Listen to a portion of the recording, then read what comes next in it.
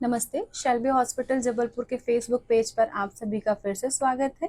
आज हमारे समक्ष उपस्थित हैं शेल्बी हॉस्पिटल के वरिष्ठ हृदय रोग विशेषज्ञ डॉक्टर आशीष तिवारी सर। सर, आपका स्वागत है। जैसे कि हम इस मंथ में वर्ल्ड हार्ट मंथ मना रहे हैं और अभी हम वर्ल्ड हार्ट डे भी सेलिब्रेट करेंगे आगे। तो हमने एक सीरीज चालू की थी दर्शकों के लिए, मिथ्स एंड फैक्ट। तो आज मिथ्स एंड फैक्ट्स का एपिसोड 2 है। सर, मैं आपसे जानना चाहूंगी कि जैसे कि अभी सभी तरह से हम जानते हैं कि घर में जो खाने के लिए ऑयल यूज किया जाता है, तो पहला मिथ आज का मेरा यह है आपसे, यदि महंगे तेल हम इस्तेमाल करते हैं खाने में, भोजन पकाने में, तो क्या इससे कोलेस्ट्रॉल लेवल कम हो सकता है एवं हार्ट अटैक से बचा जा सकता है? नमस्कार, आप सभी का स्वागत है आज ट्यूसडे के एपिसोड मिथ एंड फैक्ट में। तो मिथ्स एंड फैक्ट्स कार्डियोलॉजी में बहुत ज़्यादा भरे पड़े हैं फॉर ऑब्वियस रीजंस।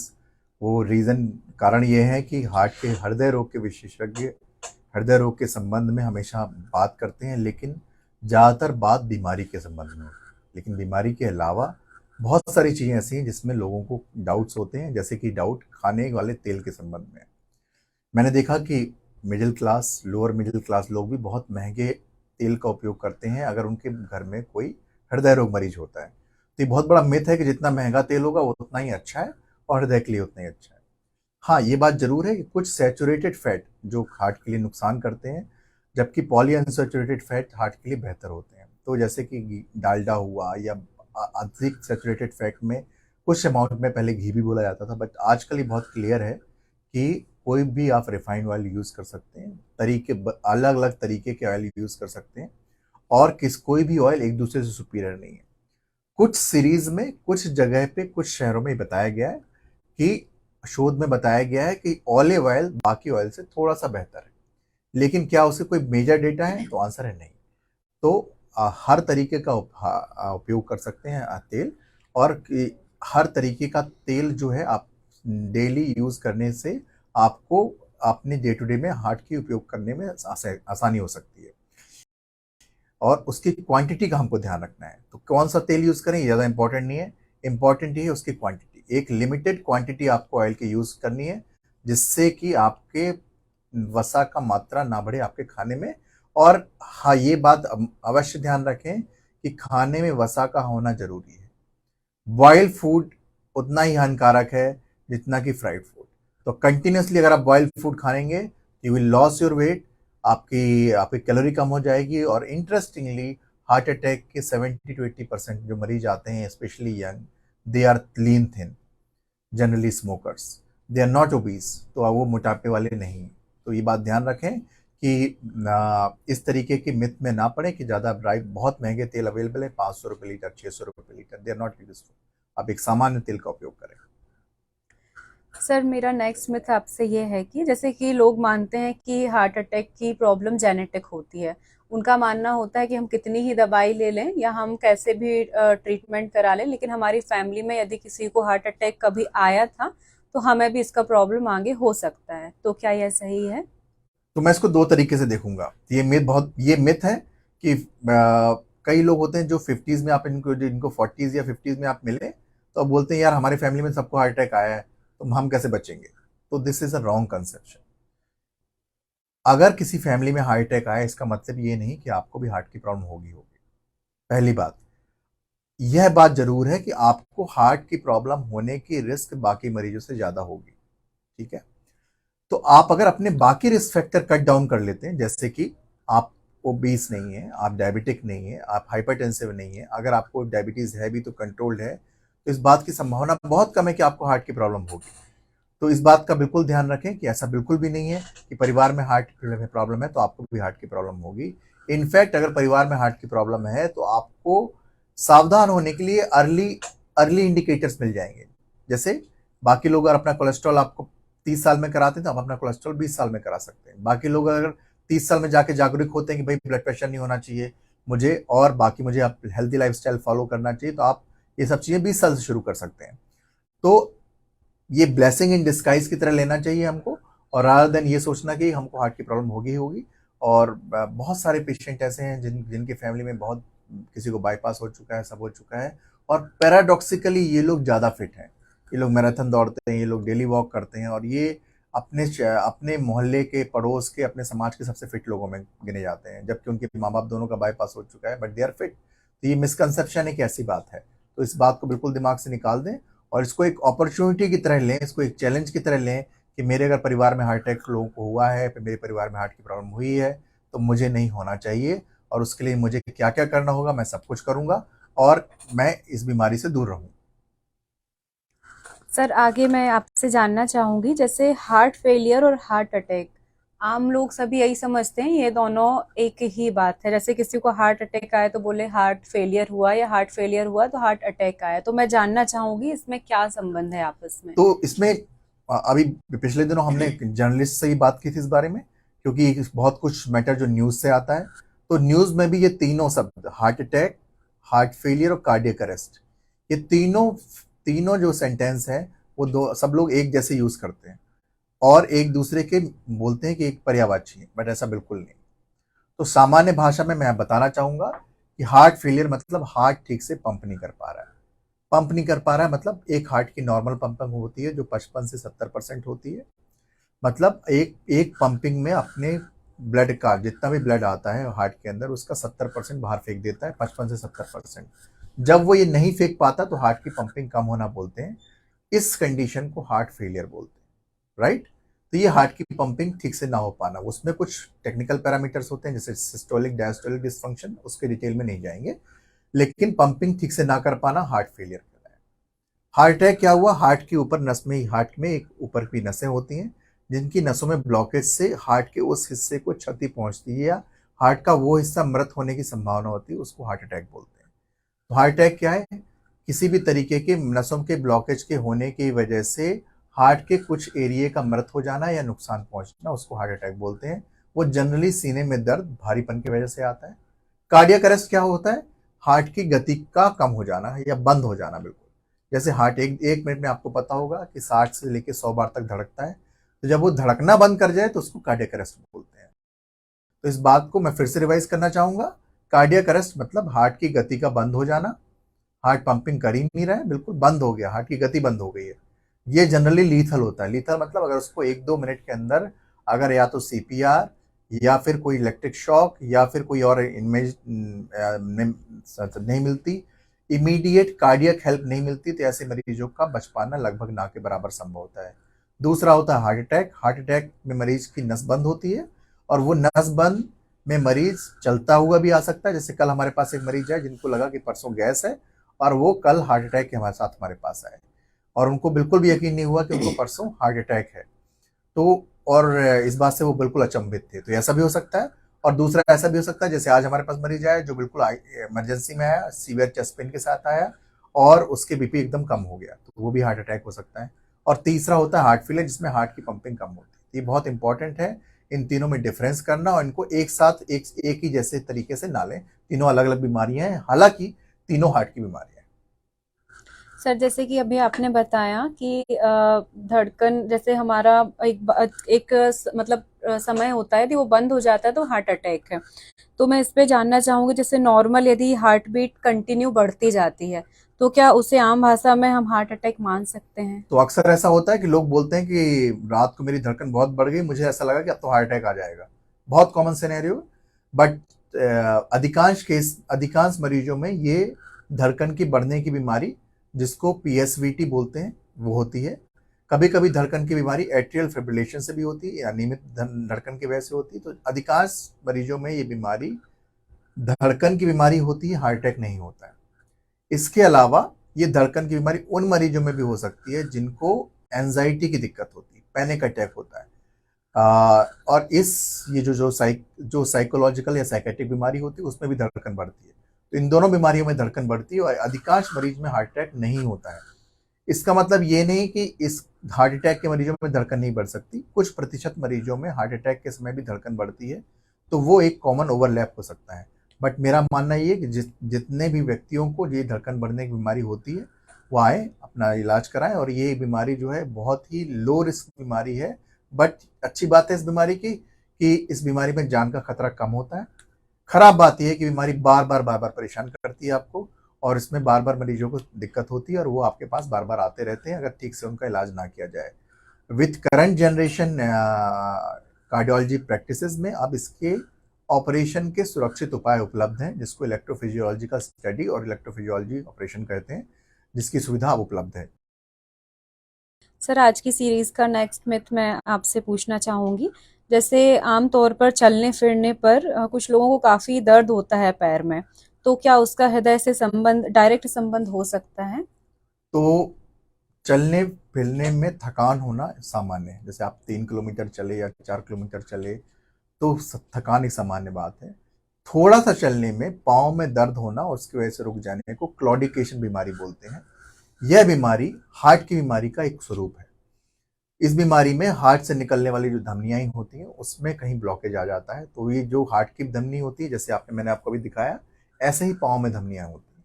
तो ये धमनियों में जब रुकावट होने लगती है, इसको पेरिफेरल आर्टरी डिसीज बोलते हैं। ये हार्ट की बीमारी का, कार्डियोवैस्कुलर बीमारी का एक प्रकार है और इसमें भी इलाज का तरीका लगभग हार्ट की बीमारी जैसे ही होता है। वही दवाइयाँ होती है, वही ट्रीटमेंट होता है, बस उसका थोड़ा मॉडिफिकेशन होता है। तो जिन लोगों को ये बीमारी होती है, और आपको जान के आश्चर्य होगा कि पेरिफेरल आर्टरी डिसीज या हाथ पाँव में चोकेज की बीमारी, जो ब्लॉकेज की बीमारी होती है, उसके मरीजों में 70% मरीजों में हार्ट की बीमारी अंदर भी पाई जाती है। तो ये वो मरीज होते हैं। तो आप इससे इस साधारण एग्जाम्पल समझ सकते हैं कि जब बीमारी पाँव हाथ तक पहुंच जाती है, इसका मतलब कि बीमारी पूरे शरीर में पहुंच।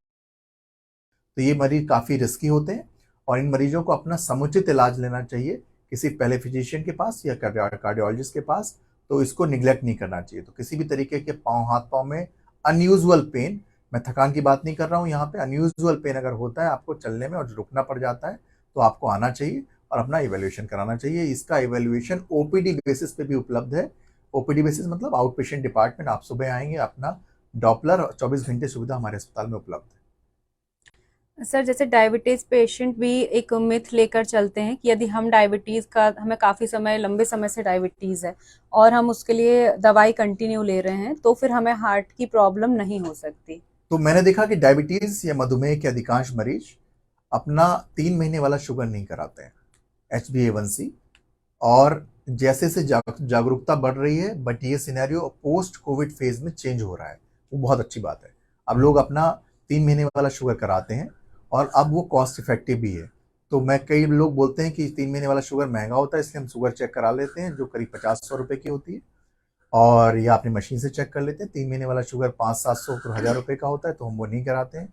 तो मेरा मानना है कि 3 महीने वाला शुगर बहुत ज़रूरी है, क्योंकि जब आपको पता होता है आप अपनी शुगर चेक करना चाहते हैं, तो आप थोड़ा सा अपनी डाइट में भी चेंज करते हैं। तो कई बार ऐसा होता है कि आपकी रैंडम शुगर जो है ठीक आ रही होती है, जब आप शुगर चेक करते हैं ठीक आ रही होती है, और लेकिन आपका HbA1c जो 6.5 से 7 होना चाहिए, वो 10, 9, 10, 11 होता है। तो इसका मतलब आपकी शुगर अनकंट्रोल्ड है, भले ही आपकी रैंडम शुगर नॉर्मल आई। हालांकि ऐसा डिस्क्रिपेंसी अधिकांश केस में नहीं होता, लेकिन ये बात ध्यान रखें, अगर आप दवाई खा रहे हैं रेगुलर डायबिटीज़ की, वो पर्याप्त नहीं है। उसके साथ हार्ट का वर्कअप, उसके साथ आपका रेगुलर एक्सरसाइज, उसके साथ आपके प्रिवेंटिव हेल्थ चेकअप, उसके साथ आपके 3 महीने की शुगर कंट्रोल, उसके साथ आपके कोलेस्ट्रॉल का कंट्रोल, और उसके साथ आपके ब्लड प्रेशर का कंट्रोल। तो डायबिटिक मरीजों को ये बहुत ज़्यादा ध्यान रखना है, क्योंकि 5 से 10 साल का uncontrolled diabetes eventually land up in cardiovascular disease. तो आपको ध्यान रखना है और आपको सुरक्षित रहना है। आपको अपनी डायबिटीज की शुगर दवाई जो आप खाते हैं उसको ऑप्टिमाइज रखना है, और ऑप्टिमाइज रखने के लिए आपको कुछ इन्वेस्टिगेशन अपने डॉक्टर की हेल्प मिलेगी। तो अनअटेंडेड डायबिटीज का ट्रीटमेंट जो कई बार 6 महीने से लोग नहीं दिखाते या साल भर से, मैं चाहूंगा कि हमारे शहर में बहुत अच्छे डायबिटीज के स्पेशलिस्ट उपलब्ध हैं, आप उन सबसे मिलें और अपनी डायबिटीज को कंट्रोल रखें। सर आगे मैं आपसे जानना चाहूंगी, एक मिथ एज रिलेटेड भी है। जैसे कुछ घरों में 60 साल से ऊपर जो बुजुर्ग रहते हैं, उनका मानना रहता है कि इस एज में तो बीपी बढ़ना एक नॉर्मल बात है। तो क्या यह मिथ है या फिर यह सही है? तो मैं, एक बहुत बड़ा शोध हुआ है, अमेरिकन कॉलेज ऑफ कार्डियोलॉजी में पब्लिश हुआ है, जिसमें पाया गया है कि ब्लड प्रेशर का कंट्रोल उतना ही फायदेमंद बुजुर्गों में है, और कई बार ज़्यादा फायदेमंद होता है बुजुर्गों में एज कंपेयर टू यंग लोग। क्यों? क्योंकि बुजुर्गों में स्ट्रोक की संभावना ज़्यादा होती है। स्ट्रोक मतलब लकवा। आप पाए जाएंगे कि अगर किसी भी आईसीयू में अगर स्ट्रोक के 10 मरीज हैं, न्यूरो आईसीयू में स्ट्रोक के 10 मरीज हैं, तो 10 में से 8 मरीज बुजुर्ग होते हैं, 70 साल 80 साल ज़्यादा होते हैं एज कंपेयर टू कार्डियक। तो हार्ट की प्रॉब्लम का डिस्ट्रीब्यूशन थोड़ा सा यंगर लोगों में है, स्ट्रोक ओल्ड एज में ज़्यादा है। तो हार्ट की प्रॉब्लम धीरे धीरे यंग पॉपुलेशन में शिफ्ट हुई, बट स्ट्रोक अभी भी एल्डर लोगों में ही ज़्यादा हो रहा है। उसकी वजह क्या है? ब्लड प्रेशर का पुअर कंट्रोल, डायबिटिक और एट्रियल फिब्रिलेशन। तो बीपी का उचित कंट्रोल हर उम्र के लिए जरूरी है। यहाँ पर यह बात बताना बहुत जरूरी होगा कि ब्लड प्रेशर का उचित पैमाना हर एज के लिए अलग अलग है। तो एक व्यक्ति जो 50 साल का है उसके लिए सामान्य ब्लड प्रेशर की लिमिट कुछ और है, एक व्यक्ति जो 70 साल का उसके लिए सामान्य ब्लड प्रेशर की लिमिट कुछ और है। तो बहुत जरूरी है कि ब्लड प्रेशर के मरीज चाहे वो किसी भी उम्र में हो अपना बीपी ठीक से कंट्रोल रखें। तो हमारे पास एक बुजुर्ग पेशेंट है जो 75 ईयर के ओल्ड हैं, उनको चलने में सांस बहुत फूलती थी, सारा वर्कअप नॉर्मल है, but he was hypertensive, 180 systolic blood pressure रहता था उनका। जैसे ही ब्लड प्रेशर कंट्रोल किया तो धीरे धीरे उनका ओवरऑल प्रेशर भी ठीक हो गए और उनकी सांस फूलने की समस्या भी ठीक हो गई। तो कई बार blood pressure is the only problem in old age. मेरा सजेशन रहेगा कि ब्लड प्रेशर को उचित तरीके से इलाज करें सभी उम्र में, right from paediatric age to elderly. Sir आगे जैसे कोलेस्ट्रॉल को लेकर हम बात करें, जिन लोगों में कोलेस्ट्रॉल की प्रॉब्लम रहती है उनका मानना रहता है कि हम दवाई तो ले रहे हैं टाइम से, अब हम खाद्य पदार्थों में कुछ भी खा सकते हैं। तो इसको लेके मैं आपसे जानना चाहूंगी। तो ऐसा दोनों लोगों में होता है, ऐसा डायबिटिक में भी होता है और लिपिडिक में भी होता है। कुछ लोग बोलते हैं कि मैं आज इंसुलिन ज़्यादा ले लूंगा बट 2 मिठाई ज़्यादा खा लेनी मुझे। ऐसा डायबिटिक में, ऐसे लिपिड वाले लोगों में भी होता है कि आज मैंने तो शुरू कर दी कोलेस्ट्रॉल वाली दवाई, आज डबल डोज ले लिया, या मैंने तो शुरू कर दी है अब मैं आराम से खाना खा सकता हूँ। ऐसा बिल्कुल भी नहीं है। ड्रग आपकी डाइट का रिप्लेसमेंट नहीं है, ड्रग आपके डाइट की कॉम्प्लीमेंट्री है, ड्रग्स आपको हेल्प करती हैं। तो मैंने बोला, मैं कई बार हम इस आहार में बात करते हैं, अपने आहार विशेषज्ञ से ही बात करते हैं कि once a week, once a month of diet chart आप खाना खा सकते हैं, बिल्कुल भी ठीक है। उसके लिए ना तो आपको अलग से कोलेस्ट्रॉल की दवाई लेने की जरूरत है, ना ही अलग से कुछ लेने की जरूरत है। लेकिन इसको सप्लीमेंट नहीं मानना है कि अगर आप कोलेस्ट्रॉल वाली दवाई खा रहे हैं तो आप कुछ भी खा सकते हैं। अल्टीमेटली बॉडी आपकी एक्सरसाइज से, आपके डाइट पैटर्न से ही ठीक होगी और धीरे धीरे वही आपको आगे मदद करेगी। तो ऐसा भी इस मिथ में बिल्कुल नहीं पड़े, अपनी डाइट को समुचित रखें और कोलेस्ट्रॉल का आपका 3 महीने पर रिपीट जरूर करें।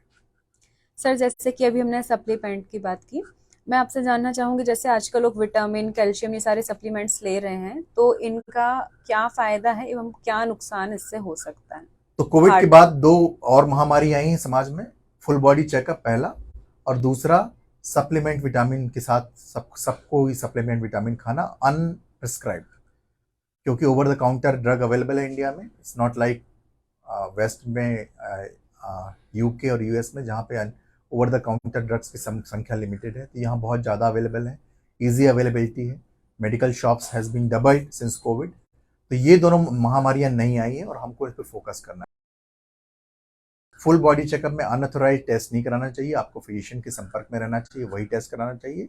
और विटामिन डी टॉक्सिसिटी का केस अभी कुछ दिनों पहले हमने देखा कि अननेसरी उसको विटामिन डी 6 महीने तक खाते रहे तो विटामिन डी टॉक्सिसिटी हो गई। तो कोई भी सप्लीमेंट एक लिमिट में लें, और इन सप्लीमेंट लेने से आपके जनरल हेल्थ पे फायदा भी हो सकता है, नुकसान भी हो सकता है, डिपेंडिंग ऑन कि आपको डेफिशिएंसी या कमी थी भी पहले कि नहीं। तो अगर आपको कमी थी तो फायदा होगा, और नहीं है तो नुकसान होगा, लेकिन हार्ट पे इनका कोई मेजर इफेक्ट नहीं होता। विटामिन ई, विटामिन सी और जिंक, इन सब का हार्ट पे प्रोटेक्टिव इफेक्ट होता है, बट सारे शोध में कोई मेजर बेनिफिट नहीं आया है। तो ऐसा नहीं बोलना चाहूँगा कि नहीं लेना चाहिए, बट यंग लोग, 40 ईयर के लोग, 50 ईयर के लोग, 40 year old female, they are taking unnecessary amount of supplement, that is not done.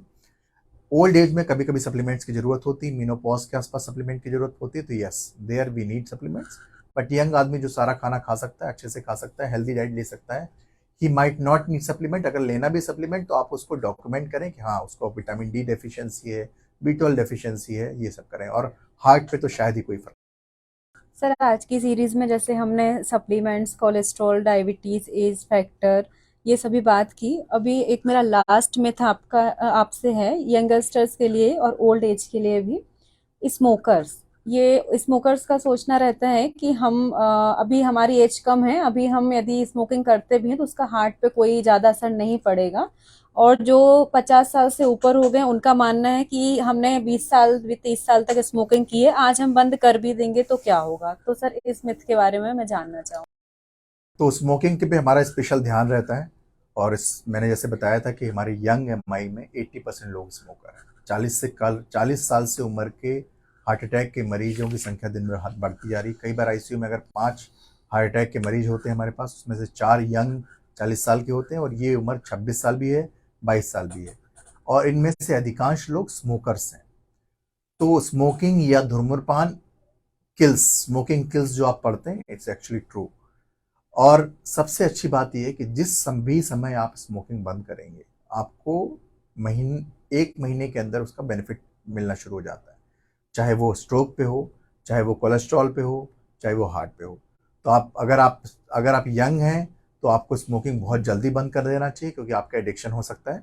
और अगर आप ओल्ड एज में हैं, 20 साल से स्मोकिंग कर रहे हैं, तब भी आप स्मोकिंग अगर बंद करेंगे तो आपके हार्ट की प्रॉब्लम दोबारा होने की संभावना कम हो जाती है। मैं इस बात को समझ सकता हूँ कि जब आप एडिक्शन की कैटेगरी में चले जाते हैं स्मोकिंग में, तो आपको कुछ हेल्प लगेगी। वो हेल्प च्युइंगम्स के माध्यम से हो सकती है, हमारे काउंसलर्स के माध्यम से हो सकती है, आपके विल पावर मजबूत करने के लिए हो सकती है। वो सारी सुविधाएं हमारे पास उपलब्ध है। और वो सारे मरीज जो हार्ट के ऑपरेशन के बाद स्मोकिंग करते हैं, उसमें से 50% या ज़्यादा मरीज को दोबारा हार्ट की नसों में ब्लॉकेज के साथ दोबारा भर्ती होना पड़ता है। तो ये एक सेंटेंस अगर आप समझ सकते हैं खुद भी और अपने परिवार को भी समझा सकते हैं कि अगर कोई व्यक्ति जिसको हार्ट की प्रॉब्लम है, अगर वो उसका ऑपरेशन हुआ और अगर वो स्मोकिंग करते रहे, तो 50% चांस है अगले 5 साल में उसका दोबारा हार्ट की बीमारी से ही दोबारा एडमिशन होगा। तो वेरी बिग थिंग। तो स्मोकिंग हमारी बहुत बड़ा पैंडेमिक की तरह फैल गया है, हमको उसको जल्दी से जल्दी हटाना है अपने समाज से। धन्यवाद सर, आपका इतना कीमती समय हमें और हमारे दर्शकों को देने के लिए। अंत में शेल्बी परिवार की ओर से आप क्या संदेश देना चाहेंगे? वर्ल्ड हार्ट डे हम 29 सितंबर को मनाया जाएगा शेल्बी परिवार के साथ। तो इस महीने हमारा फोकस सारे मिथ्स एंड फैक्ट्स पे होगा। जो भी डे टू डे मिथ हमको मिल रहे हैं, हम उसको एक कंसाइज फॉर्म में आपके सामने प्रस्तुत कर रहे हैं। और इस जानकारी के साथ हम चाहते हैं कि हृदय सुरक्षित रहेगा तो शशि भी सुरक्षित रहेगा। आज की सीरीज 2 को हम यहाँ ही समाप्त करते हैं। नेक्स्ट ट्यूसडे हम फिर से आपसे मिलेंगे अगली सीरीज के साथ, मिथ्स एंड फैक्ट 3। तब तक के लिए स्वस्थ रहें, सुरक्षित रहें। शेल्बी हॉस्पिटल जबलपुर आपके उत्तम स्वास्थ्य की कामना करता है। धन्यवाद। नमस्कार, धन्यवाद।